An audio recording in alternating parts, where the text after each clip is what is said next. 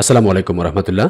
আমি সুমন আহমেদ অ্যাডভান্সারি ভিডিওর পক্ষ থেকে স্বাগত জানাচ্ছি আমাদের আজকের ভিডিওতে। এই ভিডিওটাতে আমরা আসলে দেখব যে আপনি আপনার ওল্ড একটা ওয়ার্ডপ্রেস ওয়েবসাইটকে মাইগ্রেট করে কিভাবে নতুন হোস্টিংয়ে ট্রান্সফার করবেন, অথবা আপনার ওল্ড হোস্টিং থেকে যে ব্যাকআপ নেওয়া আছে, ব্যাকআপ ফাইলস এবং ডাটাবেস, সেই ডাটাবেসকে নতুন হোস্টিংয়ে কিভাবে রিস্টোর করে সাইটটাকে লাইভ করবেন। তো চলুন কথা না বাড়িয়ে শুরু করা যাক।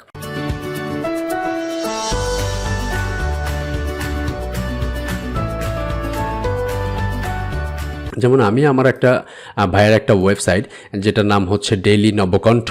এটা আসলে দেখেন জিপ করা আছে ফাইলসগুলো এবং ডাটাবেস আছে এই জায়গাতে।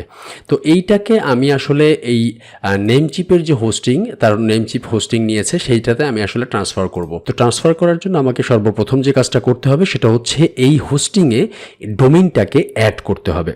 যেহেতু টিউটোরিয়ালটা একটু ইন্টারমিডিয়েট লেভেলের, সো আপনারা অলরেডি জানেন যে সি প্যানেল থেকে কিভাবে ডোমেইন অ্যাড করে। এরপরেও যারা জানেন না তাদের জন্য আমি দেখিয়ে দিচ্ছি।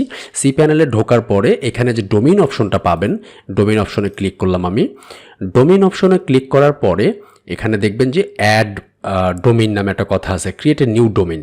ক্রিয়েট এ নিউ ডোমেইন দেখেন এখানে আমি ডেইলি নবকণ্ঠ অলরেডি অ্যাড করে ফেলছি। ডেইলি নবকণ্ঠ এখানে ক্রিয়েট এ নিউ ডোমেইনে ক্লিক করবেন। তো এখানে আপনার ডোমেইন নেমটা দিয়ে দিবেন। দিয়ে দেওয়ার পরে এই জিনিসটা যদি টিক দেওয়া থাকে এটা উঠিয়ে নেবেন।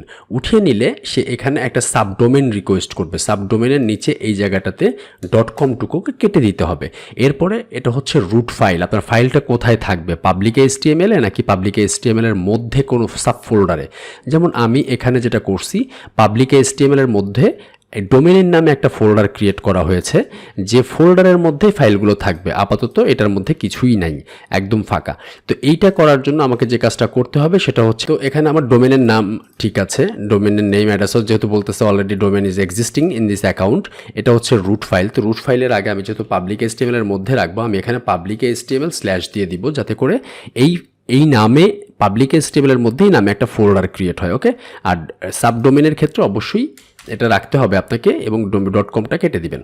তারপরে সাবমিট বাটনে ক্লিক করলে আপনার ডোমেইনটা অ্যাড হয়ে যাবে। এটা হচ্ছে প্রথম কাজ। সেকেন্ড কাজ হচ্ছে আপনার এই ডোমেইনের জন্য একটা ডাটাবেস ক্রিয়েট করতে হবে।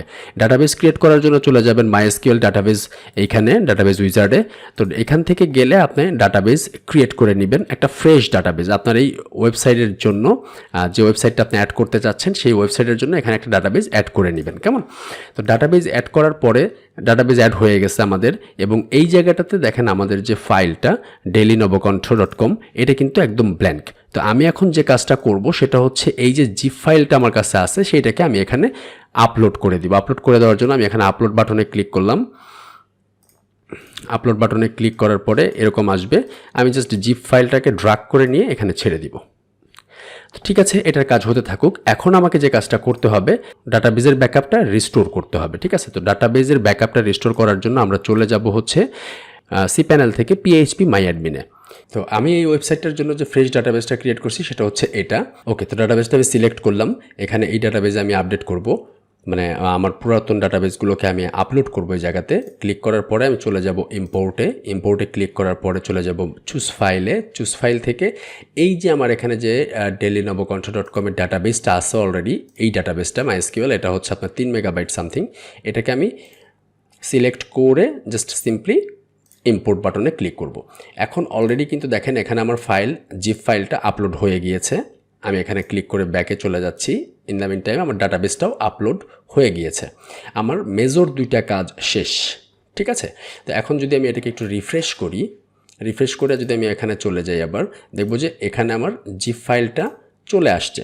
এইটাকে এখন আমার কি করতে হবে, আনজিপ করতে হবে। তো আনজিপ করার জন্য আমি সিলেক্ট করতেছি, এটাকে সিলেক্ট করার পরে এক্সট্রাক্ট বাটনে ক্লিক করতেছি, এবং এখানে ফাইল প্যাথ, যেটা খেয়াল করবেন যে কোথায় এটা এক্সট্র্যাক্ট হচ্ছে, এই ফাইল প্যাথটা কিন্তু অবশ্যই আপনাকে মনে রাখতে হবে। কেমন? তো আমি এখানে এক্সট্র্যাক্ট ফাইলে ক্লিক করলাম। এক্সট্র্যাক্ট হতে থাকুক, সে তার আনজিপ হতে তার একটু সময় নেবে। তো অলরেডি আমাদের আনজিপ হয়ে গেল। আনজিপ হয়ে যাওয়ার পরে এটাকে আমি আবার একটু রিলোড দিচ্ছি। দেখেন ফাইলগুলো কিন্তু সব চলে আসছে। তো আলটিমেটলি এখন যদি আমরা ফর অ্যান এক্সাম্পল এটাতে যদি আমরা যাই, ওয়েবসাইটটা কিন্তু ওপেন হবে না। বলবে এরর ডাটাবেসটা এস্টাবলিশ না, এরর এস্টাবলিশিং এ ডাটাবেস কানেকশন। সে ফাইল পাচ্ছে বাট ডাটাবেস পাচ্ছে না। আপনারা জানেন যে ওয়ার্ডপ্রেসের এই ফোল্ডারের মধ্যে wp-config.php নামে একটা ফাইল আছে। এই ফাইলটা এইটার মধ্যে আমাদের ডাটাবেসের হিস্ট্রি থাকে।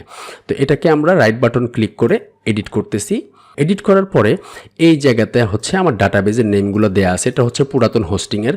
তো আমি এখন এখানে এটা রিপ্লেস করে নতুন ডাটাবেসটা দিয়ে দিচ্ছি, ঠিক আছে। নতুন ডাটাবেস দিয়ে জাস্ট সেভ বাটনে ক্লিক করব। ডাটাবেস ক্রিয়েট করার সময় আপনারা জানেন যে একটা ডাটাবেস নেম দিতে হয়, ডাটাবেস ইউজার নেম দিতে হয় এবং ডাটাবেস ইউজার নেম ইউজারের পাসওয়ার্ড দিতে হয়। এই তিনটা জিনিস আমি জাস্ট চেঞ্জ করে সেভ করব। তো আমি এটুকু দেখাবো না, যেহেতু সিকিউরিটি পারপাস, এটুকু আমি ব্লার করে দিচ্ছি।